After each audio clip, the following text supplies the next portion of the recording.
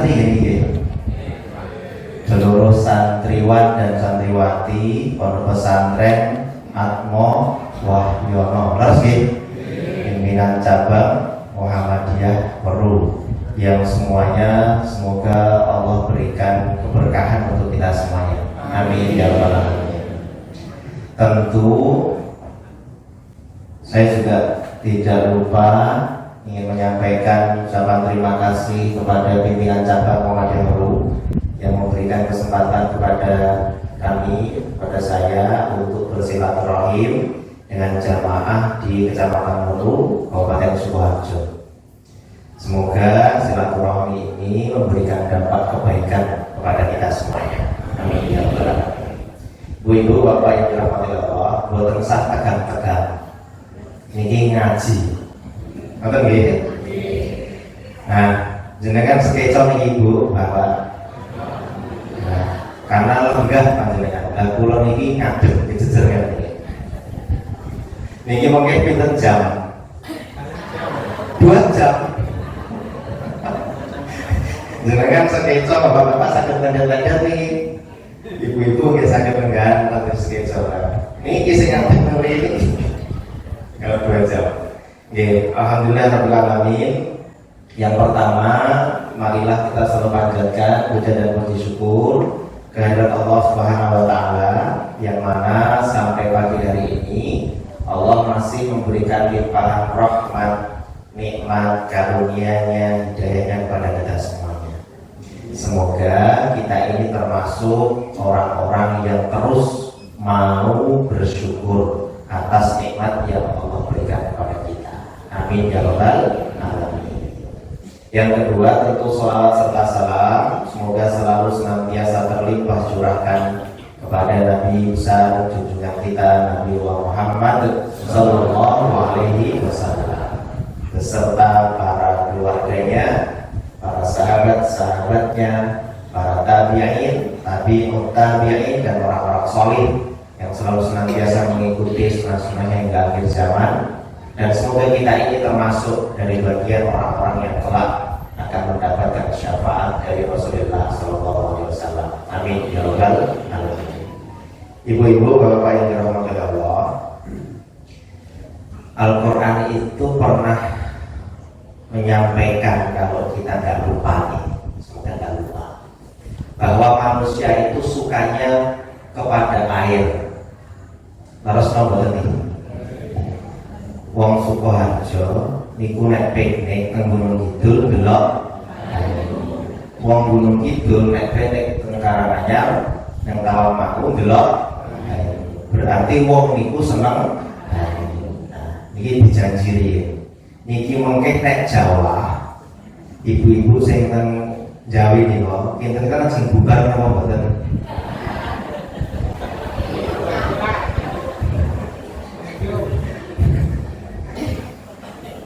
Orang dikane seneng banyu. Mugi-mugi boten Jawa nggih. Ngantos pengawasan pun rampung. Nah, ibu-ibu yang dirahmati Allah, Bapak-bapak, pada pagi hari ini temanya ringan-ringan saja.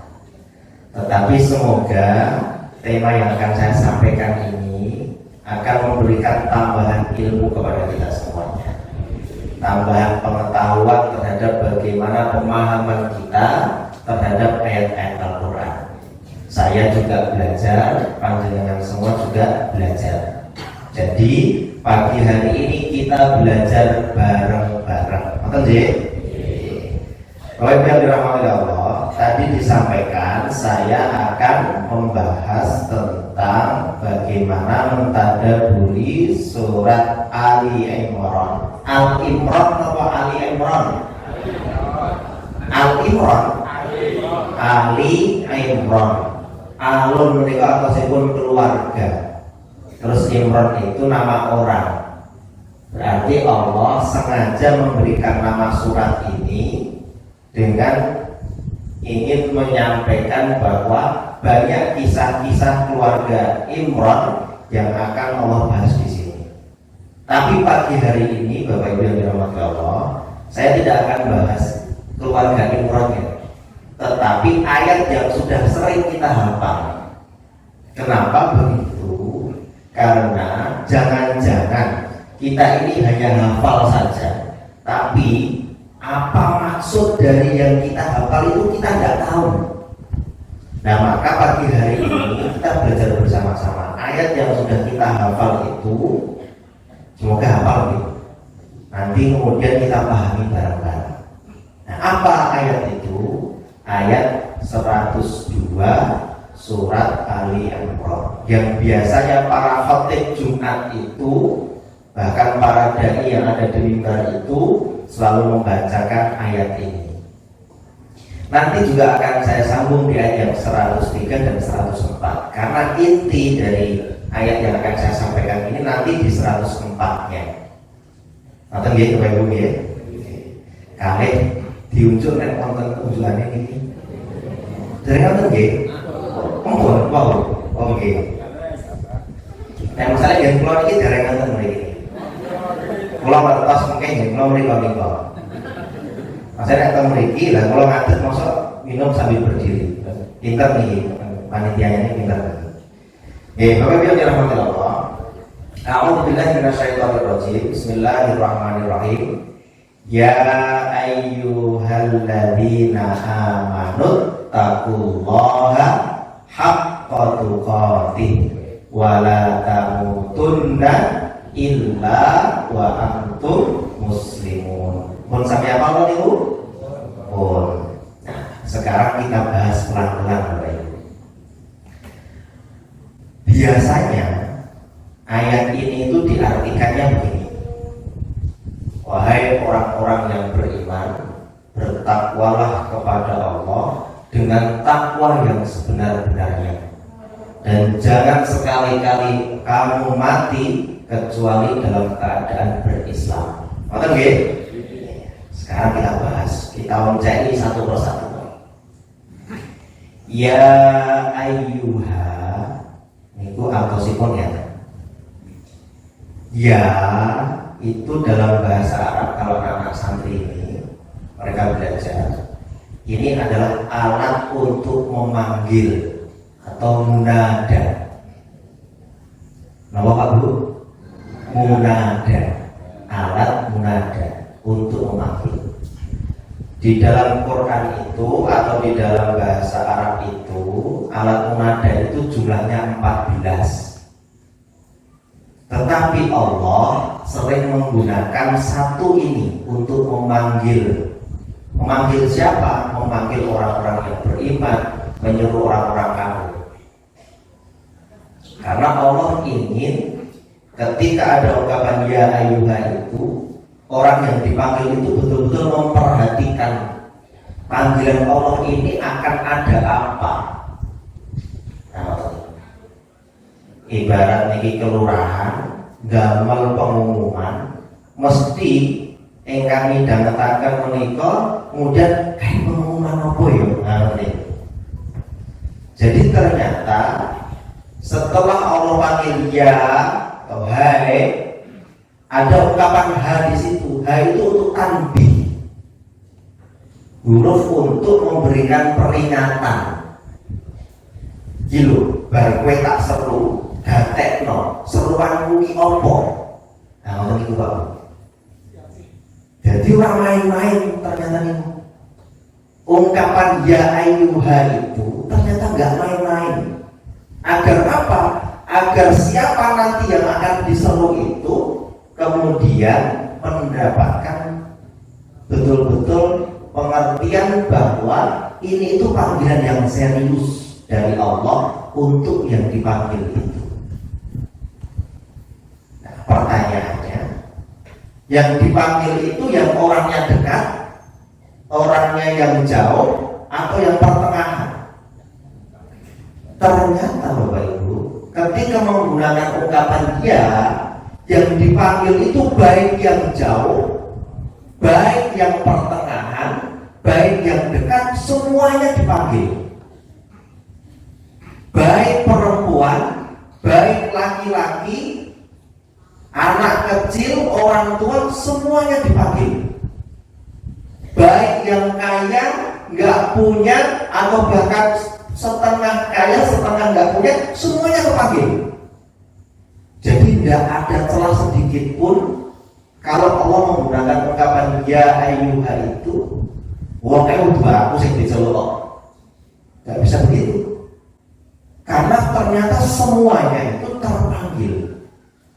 Diharapkan mendengarkan apa yang akan menjadi panggilan atau seruan Allah itu. Itu makna ya ayyuha. Lagi rangking imawar pun 5 menit nih. Gitu. Berikutnya disambung dengan alladzina. Ya ayyuhalladzina. Kan alladzina itu para ilmuwan Quran, orang-orang yang fokus di dalam Quran belajarnya itu menyebutkan alladzina itu tersebut di dalam Quran itu sebanyak 1080 kali. Biasanya disambung alladzina kafaru atau alladzina amanu. Nah, di ayat ini kebetulan yang disambung itu atau untuk menyambung alladzina itu pakai kata-kata amanu. Berarti ya ayyuhalladzina amanu yang diseru siapa? Orang-orang yang beriman. Maksudnya Allah ingin memanggil orang-orang yang imannya itu masih tipis. Kandele setengah, nopo kandel banget. Imane itu isih adoh, apa imane pertengahan, atau imane benar-benar cekak. Semuanya dipanggil. Kalau ada yang mengaku imanku lagi tipis, itu tetap kenal. Contoh yang lain, ya ayyuhalladzina amanu kutiba alaikumus syiyam. Berarti hamba imane lagi tipis, imane di pertengahan, dan imane yang kuat kabeh dikon poso. Nah ini ayat ini menunjukkan kepada kita bahwa sesungguhnya Allah ingin mengajak, menyeru kita agar kita melakukan apa, kan? Karena kita tahu insya Allah yang hadir di sini semuanya iman. Insya Allah iman. Perintahnya Allah apa? Ittaqullaha. Nama Bapak Ibu, ittaqullaha, bertakwalah kepada Allah. Maksudnya pripun nih? Ittaqu itu Bapak Ibu satu akar kata dengan kata-kata wiqayah. Atau wiqayah itu berasal dari kata-kata waqayati. Artinya adalah menghindari. Pripun itu ya?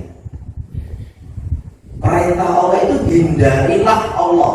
Loh itu. Unik teman ini. Nabi ini kita dari ngaji kali mulai ini.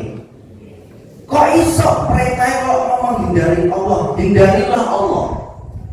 Itu kalau kita secara harfiah, secara teks itu, maka perintah Allah itu kita benar-benar disuruh menghindari Allah. Tapi pertanyaannya, siapa di antara kita ini yang bisa menghindar dari Allah? Angkat tangan. Sinten yang sakit menghindar dari Allah? Angkat tangan. Betul nggih? Nah, berarti butuh penafsiran. Nah, ini pentingnya kita ngonceki bertadabbur Quran. Maksudnya hindarilah Allah, maksudnya piye? Ternyata para mufassir menafsirkan bahwa karepe Allah itu kita ini diperintahkan oleh Allah untuk menghindari siksanya Allah. Kalau kita menghindar dari Allah nggak bisa. Wong kita bangun tidur aja bernapas, Allah yang ngasih nafas itu ke kita. Yang menjadikan kita tadi dari rumah berjalan sampai sini itu pasti Allah. Siapa yang bisa lepas dari pengawasannya Allah? Gak bisa. Maka ternyata perintah Allah ittaqullaha itu maknanya agar kita ini menghindari siksanya Allah, azabnya Allah, ancamannya Allah. Jadi ternyata perintah ittaqullaha itu, kita ini diperintahkan oleh Allah untuk menghindari itu, ancaman Allah, siksa Allah, azabnya Allah. Nah, sekarang pertanyaannya begini, kalau kita sudah paham ternyata makna ittaqullah itu harus menghindari ancaman-ancaman Allah, itu ayat yang berikutnya, ittaqullaha haqqa tuqatih. Kira-kira apa ya iso tenang? Ribut Bapak. Nah, siapa yang bisa Pak? Haqqa tuqatih, sak tenang-tenangnya takwa. Ada yang bilang bisa. Luar biasa nih Pak. Padahal para sahabat itu merasa keberatan ketika mendengar ayat ini. Kenapa? Karena tidak bisa. Manusia ini kadang yo salah, gitu Bu. Kadang yo semangat ibadai. Kadang nek ngomong gangguan iki jare ngaji, ning iki aku kudu nganggur. Akhirnya kasih do ngaji gitu. Waduh iki dia udan kayak kepiye iki kok wis ngajine sesuk lembe nek wis ora udan. Ngoten niku. Padahal perintah Allah itu haqqa tuqatih. Sebenar-benarnya takwa, sebenar-benarnya kita ini harus menghindari ancaman Allah, menghindari siksanya Allah. Coba, nah saya mengakui, saya benar-benar masih sulit untuk itu. Nah maka Bapak Ibu, ayat ini kemudian didatangkan ayat yang lain di surat At-Taghabun itu, fattaqullaha mastata'tum. Ketika para sahabat bertanya pada Rasulullah, kami tidak bisa seperti itu. Lantas bagaimana nasib kami? Apa kemudian ayat yang turun? Fattaqullaha mastata'tum. Apa artinya fattaqullaha mastata'tum? Artinya bertakwalah kepada Allah semampu kita masing-masing. Tuh, Pak. Ternyata agama ini memudahkan kita. Contohnya berikut. Kalau kita sholat saat sakit tidak bisa berdiri, kita boleh duduk. Duduk kita nggak bisa sambil berbaring. Berbaring tidak bisa, ngedip-ngedipkan mata, memberikan isyarat kalau kita ini sedang sholat, itu pun boleh. Itu namanya fattaqullaha mastata'tum. Enten mulai contoh. Saya ini nggak kuat puasa karena sakit. Kira-kira kalau waktu sakit puasa, kira-kira dibenarkan atau tidak? Tidak. Kalau bisa, justru malah jangan berpuasa. Padahal perintahnya di awal itu harus puasa. Tapi karena ada sakit, maka diperbolehkan untuk tidak puasa. Berarti apa? Itu maknanya mastata'tum, sekemampuan kita. Perintahnya Allah itu menuntut ilmu sepanjang hayat, sampai kita nanti di liang lahat itu menuntut ilmu terus.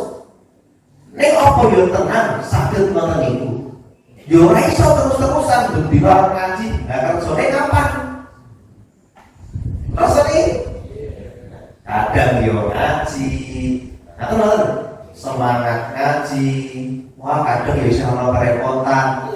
Mas tatokna sekemampuan kita ning ojo gampangke. Nah ini penting.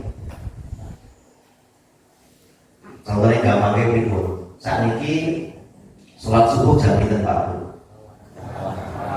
Jam gampang ya. Allahu Akbar, Allahu Akbar. Nah itu lagi ada kok. Nah itu lah memate cik matus suwe. Tapi kalau qamatis shalah, Allahu Akbar, Allahu Akbar, la ilaha illallah. Yang ke komat urung balap dolim.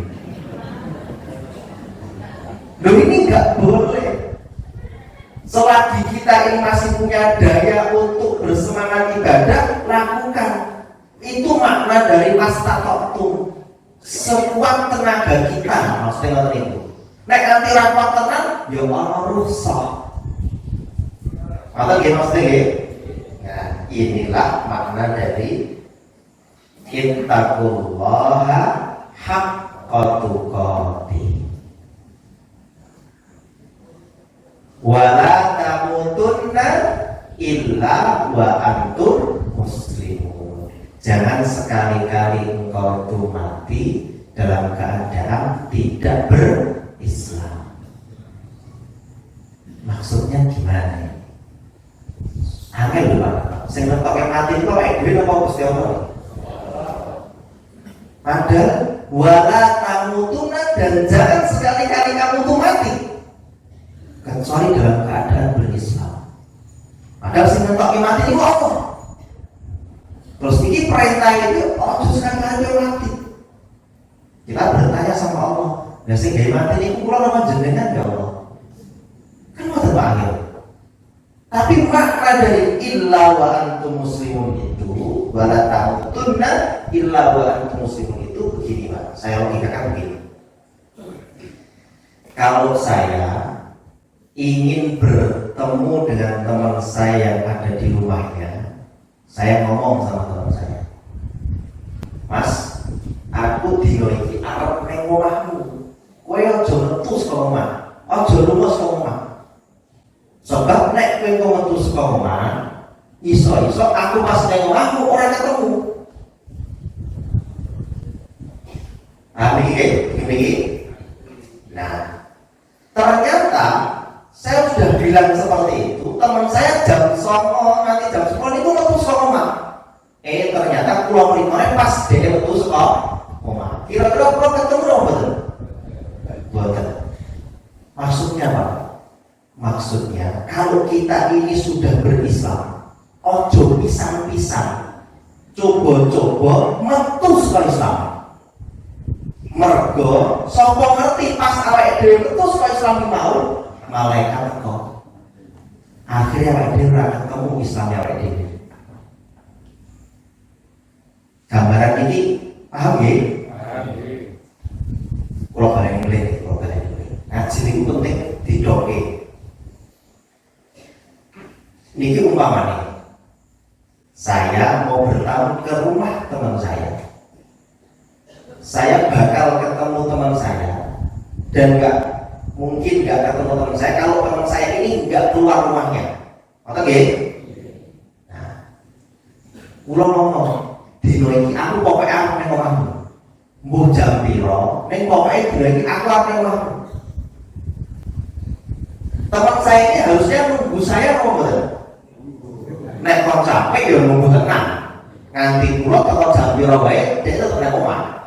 Gitu? Ternyata jam 09.00 niku dhek metu saka omah. Dolan tugas nopo man. Lah kula teko dalam pas niku. Kula teko. Maksudnya kula niku malaikat maute teko. Ya betul. Lah kok ternyata ora ono bocah niku teko main. Kira-kira kok ketemu ora mboten? Mboten. Apa maksudnya? Maksudnya jangan sekali-kali kita ini mencoba-coba untuk keluar dari Islam kita ini, untuk pindah ke agama yang lain. Maksudnya, karena siapa tahu pas awake dhewe niku metu saka Islam, metu saka omah niku ternyata malaikat maut itu teko. akhirnya kita ini tidak mati dalam keadaan muslim. Paham ya? Alhamdulillah. Ini ilmu. Maka betul-betul harus kita jaga keislaman kita ini Bapak Ibu sampai akhir hayat kita. Ojo bisa-bisa diberi kesempatan waktu soal agama Islam ini. Jangan sampai. Kenapa? Karena perintahnya Allah, wala tamutunna, jangan sekali-kali kamu tuh mati atau kesempatan mati kuwi kok justru malah kowe dalam keadaan tidak berislam. Wong karepe awake dhewe niku nek mati husnul khotimah. Ini makna dari wala tamutunna illa wa antum muslimun. Sekarang apa muslim itu? Jadi kita kasih. Apa itu muslim? Apa itu Islam? Kalau kita melihat rumah, Islam menikah pintunya, frame-nya. Jadi ungkapannya itu inna dina indallahil Islam. Kata-kata Islam itu terdiri dari 3 kata, dari 3 huruf sesungguhnya. Sin, lam, sama mim. Di dalam Quran ada ungkapan yang satu akar kata itu ada 3. Al-Islamu itu Islam itu, As-Silmu itu nanti pedoman-pedomannya, dan As-Salamu itu keselamatan, kebahagiaan, kesuksesan. Jadi dari kata-kata Islam itu kita ambil akar katanya itu sin, lam, mim. Dari 3 huruf ini ada menimbulkan menjadi kata al-Islamu yang sering kita sebut ad-din al-Islam. Inna dina indallahil Islam. Nah, Islam itu adalah pintunya, pintu masuk kita. Jadi Islam itu adalah pintu masuk, dan ketika kita masuk itu ada konsekuensinya. Kalau kita masuk dari gapura tadi masuk ke sini, konsekuensinya apa? Ini kok kayak ngaji. Nah, tadi. Nek kene terus malah dangdutan itu salah. Maksud dulu nih. Jadi masuk ke sini itu ada konsekuensi. Sama Pak, ketika kita itu masuk ke dalam pintu Islam itu, di dalamnya ada konsekuensi kita dalam berislam. Makanya ungkapannya itu inna dina indallahil Islam. Bukan inna dina indallahil silmi, enggak. Inna dina indallahil salam, tidak. Karena sesungguhnya ad-din itu Islam. Karena ada konsekuensi ketika kita sudah berislam. Apa konsekuensinya? Yo nek kowe wis bersyahadat wis ngaku Islam, yo kudu manut karo aturan-aturan Islam. Contoh, yo kudu salat. Nek ana perintah poso yo kudu poso. Ana perintah infak yo infak. Itu aturan. Masuk ke dalam Islam. Ibu-ibu ya kalau sudah berislam ya berarti harus menutup aurat. Nah, ini maknanya kita masuk ke dalam frame atau pintu yang disebut ad-din al-Islam. Nah, setelah masuk ke dalam Islam itu ada apa? Ada as-silmu atau silmi. Maka ungkapannya itu udkhulu fis-silmi kafah. Bukan udkhulu al-Islam kafah, tidak.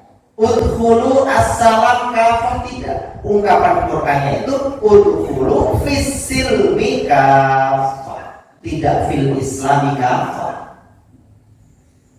Kenapa?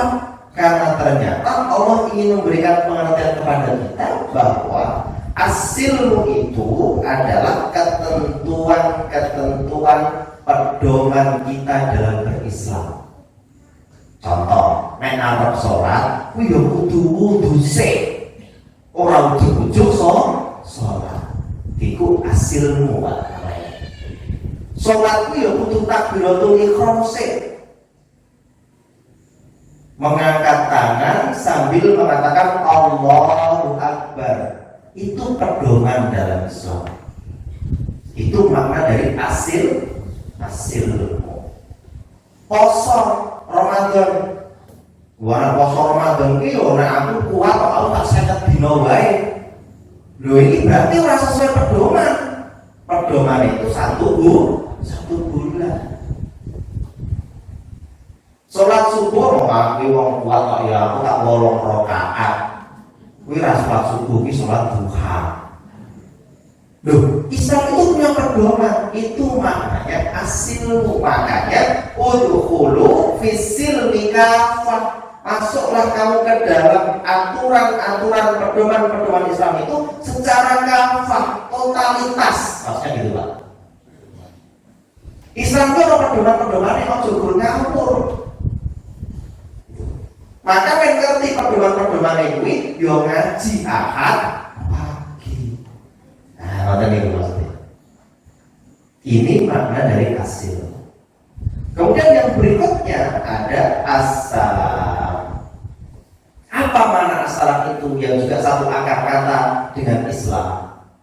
Assalam itu alkosipun kesuksesan, keselamatan, kebahagiaan. Pertanyaannya, wah ya Allah, kalau aku tuh sudah masuk ke dalam Islam, aku juga kemudian sudah mentaati pedoman-pedoman Islam itu, lantas apa yang aku dapatkan, wah ya Allah?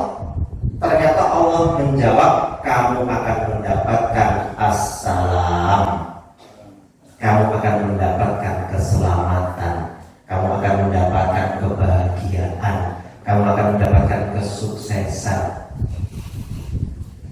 Dua, ternyata kalau kita itu masuk ke dalam Islam, kita ikuti pedoman-pedoman Islam dengan baik, maka Allah akan memberikan kita assalam, kebahagiaan, keselamatan dunia dan akhirat. Nek ngenten Pak jamaah niku sing takonnya ten iki. Lah Ustaz, lha kok niku pun salat seprono-sprene, nek nggih mboten sugih-sugih niku. Pripun niku Pak? Kula nggih gendhe takon. Sejak kapan jenengan krungu nek salat niku marake sugih? Sorry Pak.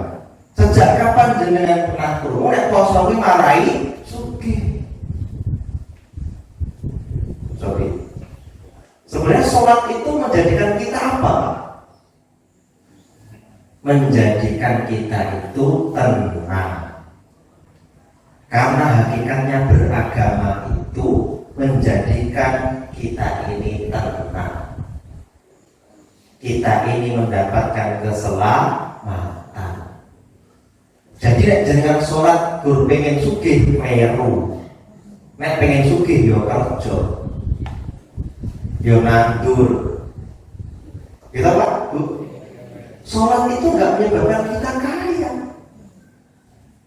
Sholat itu menjadikan kita tenang, semakin dekat dengan Allah. Dan soal Allah nanti dari sholat kita yang baik itu memberikan rezeki terbaik bagi kita, itu urusan Allah. Sebab saya ngatur rezeki awake dhewe niku Allah.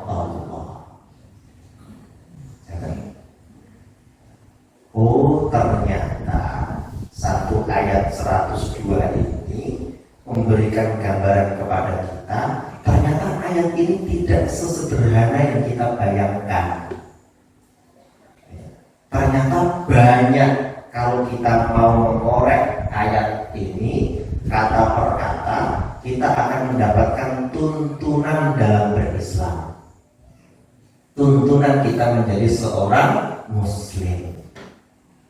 Wahai orang-orang yang beriman, baik kamu imanmu masih jauh, pertengahan dan dekat, perhatikan ada perintah Allah setelah ini akan disampaikan kepada kamu sekalian orang-orang yang beriman. Apa perintah itu? Hindarilah siksa dan ancaman Allah baik di dunia maupun di akhirat.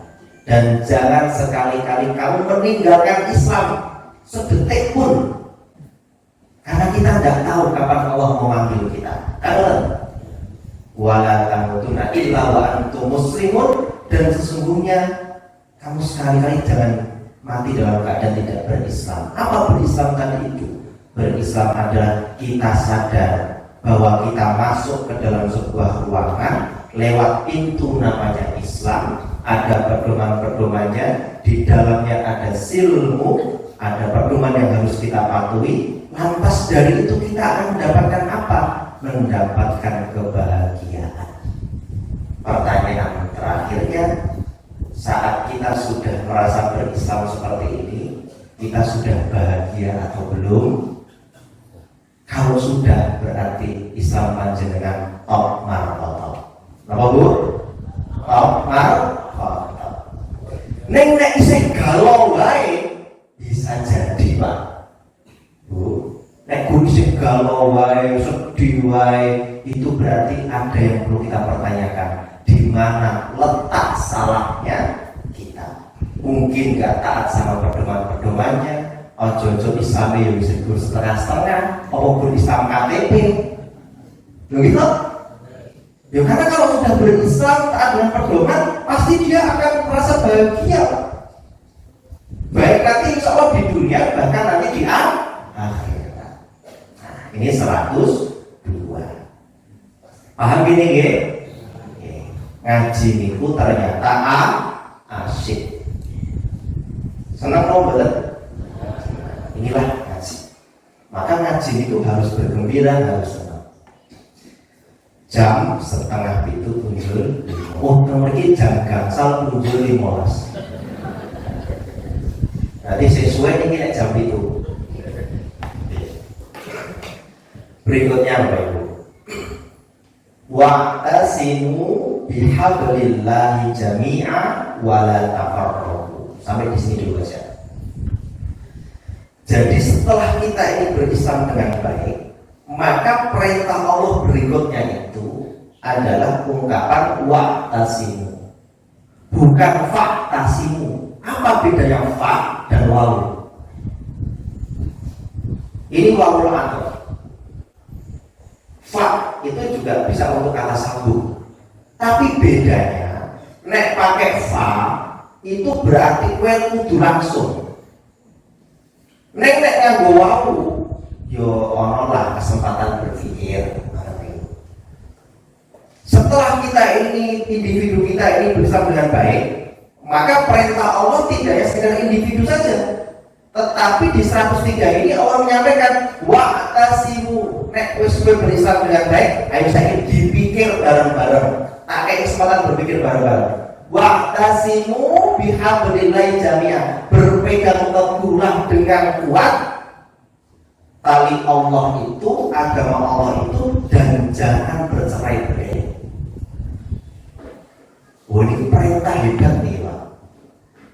Jadi ini awal dia itu bermuhammadiyah, berbeda pendapat itu boleh, berbeda pandangan itu boleh, tetapi tujuannya satu Pak.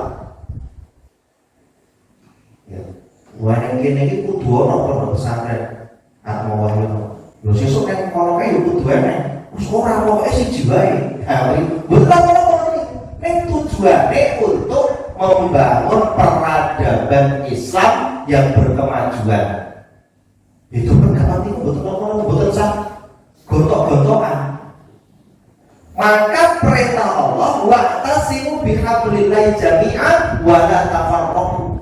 Nek wis iman wis do apik kabeh, ayo saiki bareng-bareng berpegang teguh kepada tali Allah. Ngoten niku. Kenapa harus berpegang teguh kepada tali Allah? Karena di ayat yang 103 ini Allah menceritakan dulu waktu ada dua kelompok Aus dan Khazraj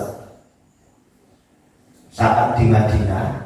Mereka ini berperang puluhan tahun.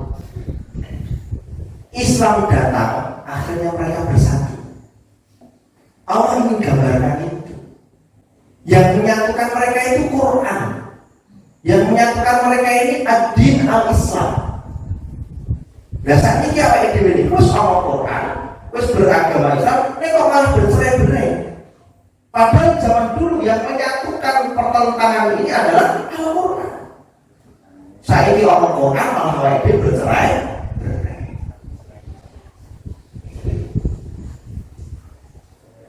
Jangan sampai ada suguhan tenggalme orang begitu. Ternyata tuan rumah menyajikan kopi, menyajikan teh, menyajikan susu. Tamu nih, orang sing jiko teh, orang sing jiko kopi, orang sing jiko susu. Sing jiko susu nyalahke sing jiko teh. Oh, kowe iki bodoh. Wong dijepaki susu kok jiko teh. Sing teh ya boten. Lha kok iki ngopo lho? Urusan-urusanku gak usah menek tayok, kowe malah milih susu iki lho kaya aku. Itu namanya apa? Saling berselisih. Padahal Allah menyediakan perbedaan itu untuk kita ini berpikir. Piye caranya dari perbedaan itu kita membangun sebuah peradaban yang berkemajuan. Yo aja saling menyalahkan. Nek kono iki seneng susu yo wis ora apa-apa, wis nganu susu. Aku tak teh. Gitu.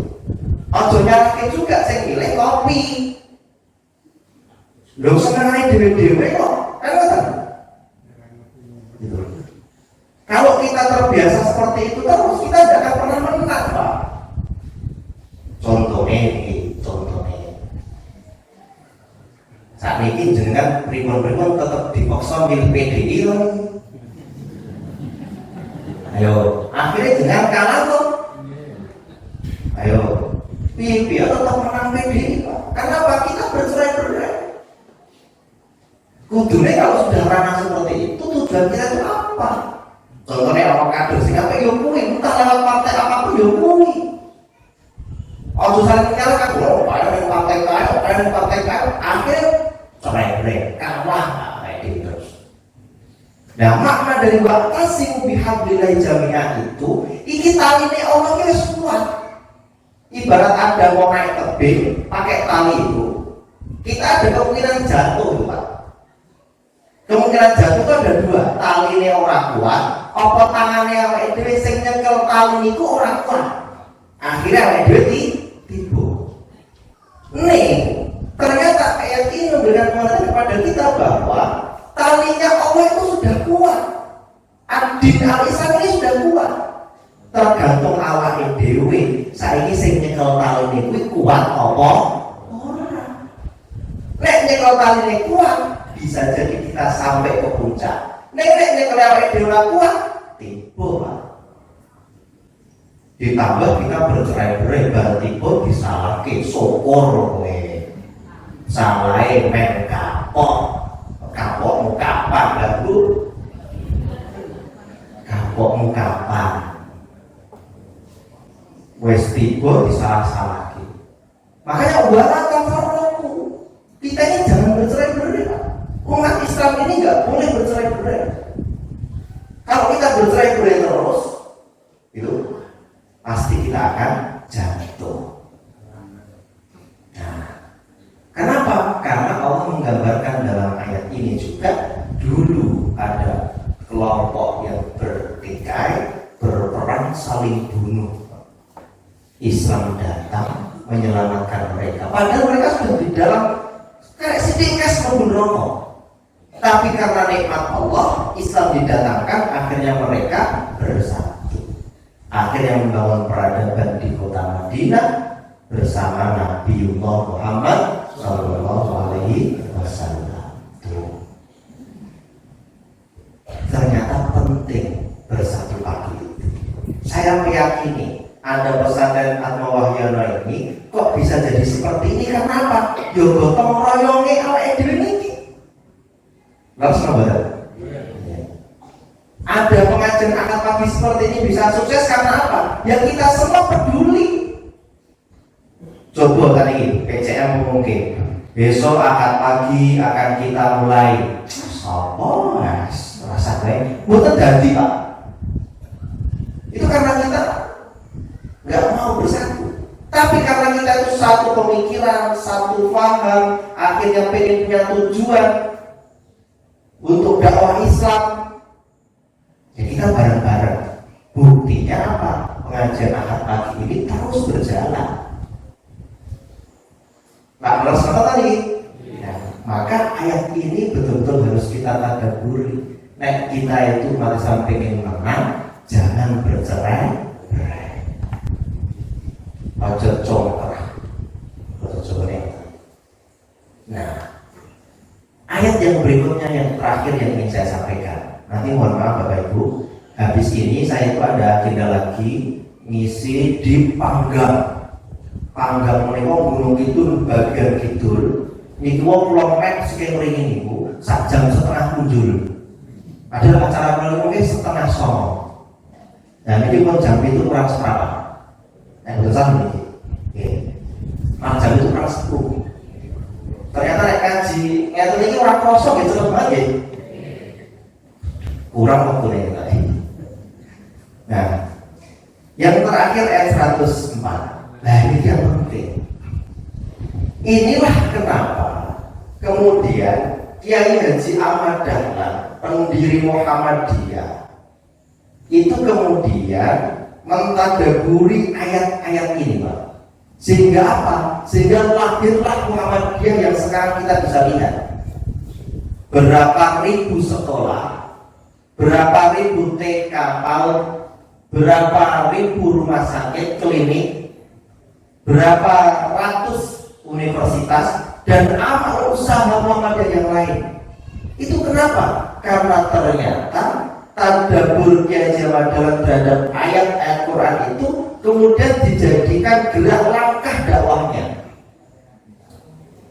Yang sering kita hafal saat anak-anak belajar ilmu Muhammadiyah itu adalah ayat yang ke-104 ini.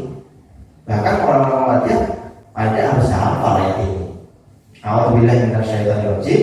Wal takum minkum ummatun yad'una ilal khair wa ya'muruna bil ma'ruf wa yanhauna 'anil munkar wa ulaika humul muflihun. Kiai Haji Ahmad Dahlan melihat ayat ini, Bapak Ibu, setelah mentadabburi itu, akhirnya mencari teman. Untuk apa? Untuk membuat kelompok kecil, untuk mengajak kepada yang baik, yang ma'ruf, dan mencegah kepada kemungkaran. Karena harapannya nanti wa ulaika humul muflihun. Nah, kita bahas perkataan. Hendaklah dan hendaklah ada di antara kamu umat. Maksudnya berikut ayat ini ada dua maksudnya.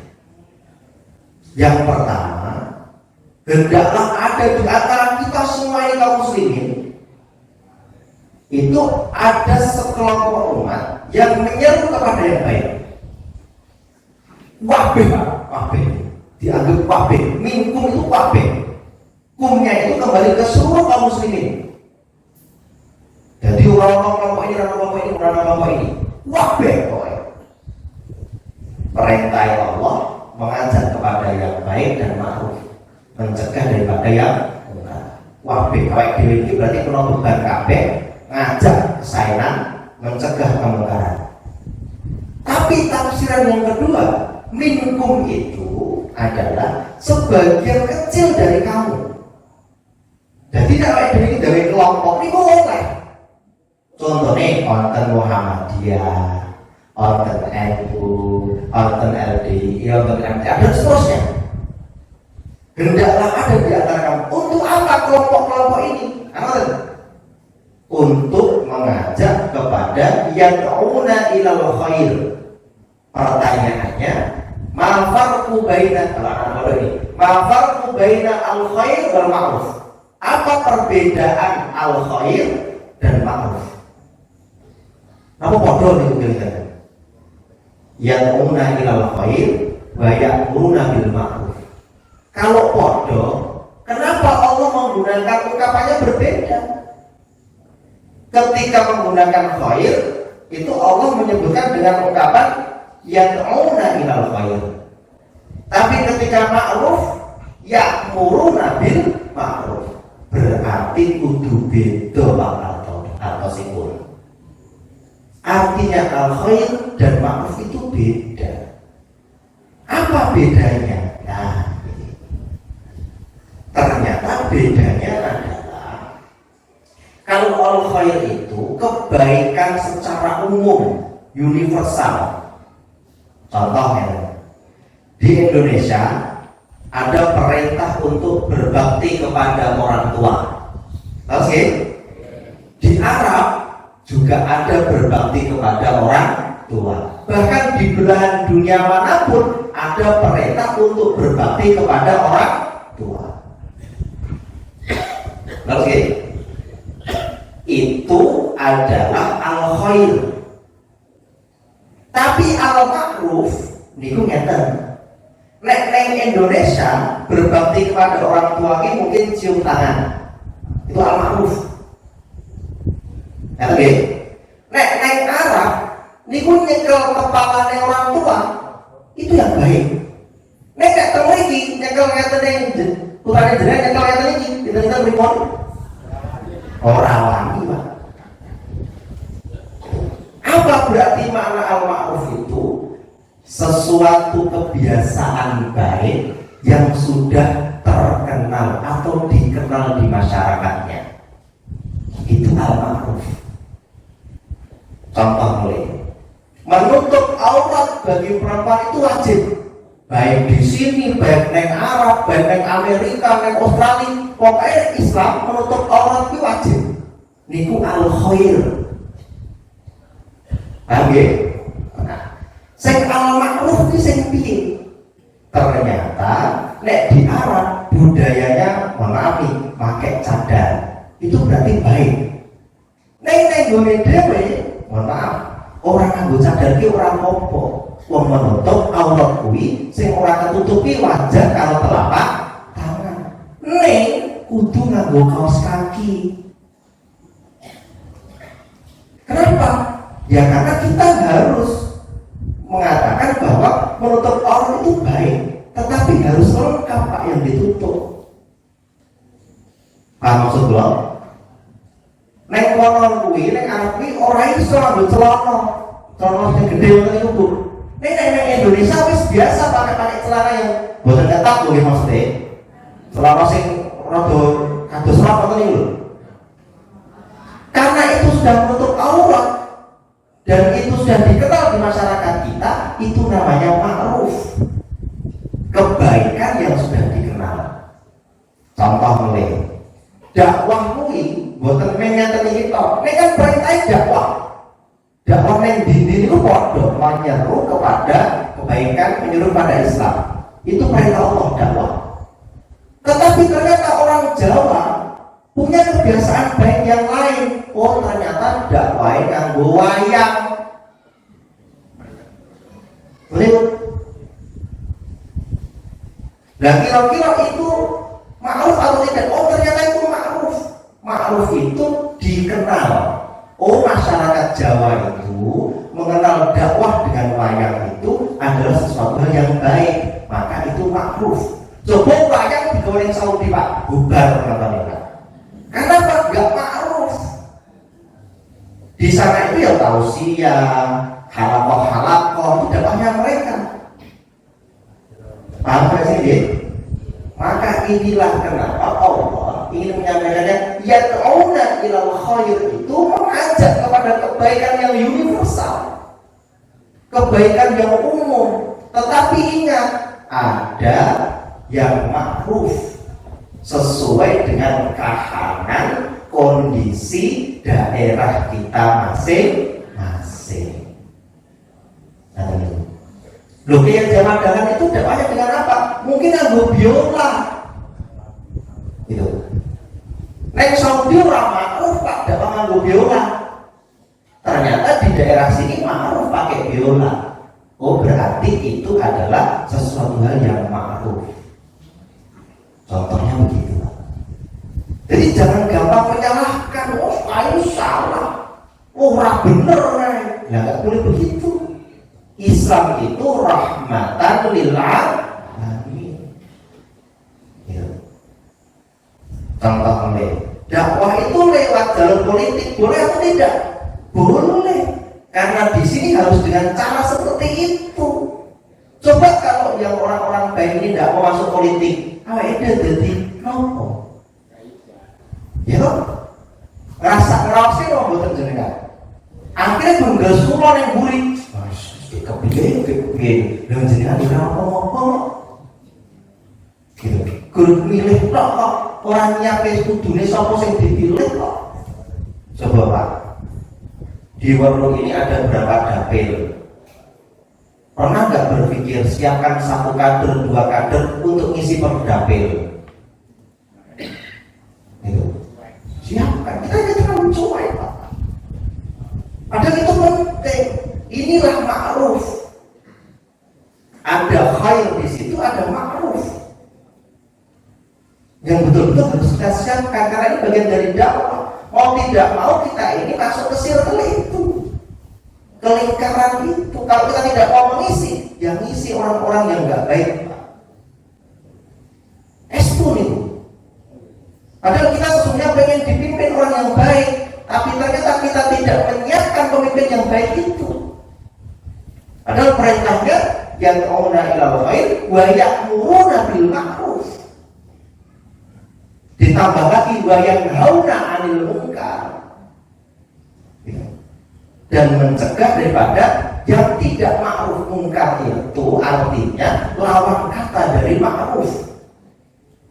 Berarti tidak dikenal di masyarakat itu, tidak menjadi budaya baik di masyarakat itu. Contohnya nopo? Mriki nek wonten outlet minuman keras, budaya mriki nopo mboten? Mboten. Itu berarti mungkar, Pak. Budaya mriki wonten mboten dangdutan koplo nganti joget-joget wonten niku? Mboten enten. Berarti itu mungkar. Kalau tidak sesuai dengan budaya yang baik, itu namanya mungkar.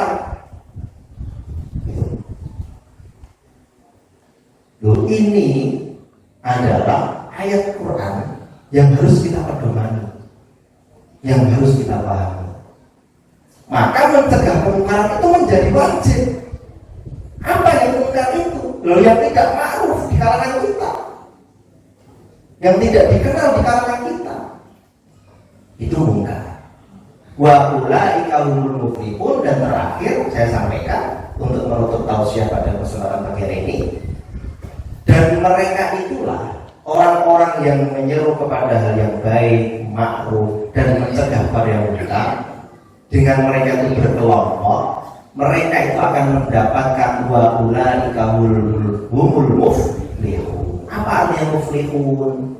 Muflihun itu satu akar kata dengan kata-kata al-falah, artinya petani. Kok iso? Maksudnya piye? Pertanyaannya, kalau petani itu nanam padi, yang tumbuh padi nopo tomat? Nek nandur tomat, tumbuh tomat nopo melon? Tomat. Apa maknanya Bapak Ibu? Ternyata apa yang kita tanam, itulah yang akan kita dapatkan. Itu makna al-falah atau muflihun. Kalau kita mengartikannya orang-orang yang beruntung, itu terlalu luas. Maksudnya beruntung kepiye? Gitu. Ternyata maknanya apa yang kita tanam dalam dakwah kita ini, mengajak yang baik, mengajak yang ma'ruf, dan mencegah kemungkaran tadi itu akan menghasilkan buah kebaikan dari dakwah kita itu. Berarti semoga kita ini termasuk petani-petani yang sukses, Pak. Amin ya robbal alamin. Baik petani di dunia nandure sing sawah yo panen ape, menurut saya ternyata nandur kebaikan, nanti akan kita petik hasilnya di akhirat juga baik. Nah, maka 3 ayat ini Bapak Ibu yang dirahmati Allah memberikan pengertian kepada kita bahwa titik poinnya adalah wa ulaika humul muflihun. Itu apa yang kita tanam, apa yang kita usahakan untuk pribadi dalam berislam kita, dalam keimanan kita, dan untuk kelompok kita, persyarikatan Muhammadiyah kita ini. Semoga nanti yang kita tanam ini akan menghasilkan buah yang serupa atau lebih baik dari yang kita tanam, baik di dunia maupun di akhirat. Amin ya robbal alamin. Nah, pun sekarang ini wong bodoh ngeten-ngeten ibu di ngeten-ngeten. Geli semoga yang sedikit ini memberikan pelajaran berharga kepada kita semuanya tentang daburi Quran, suka baca Quran, kemudian tinggal kita mengamalkan apa yang kita dapatkan. Nasrul minallah wa fathun qarib wa basyiril mu'minin. Matur nuwun. Saya langsung pamit Pak Bu. Assalamualaikum warahmatullahi wabarakatuh. Waalaikumsalam.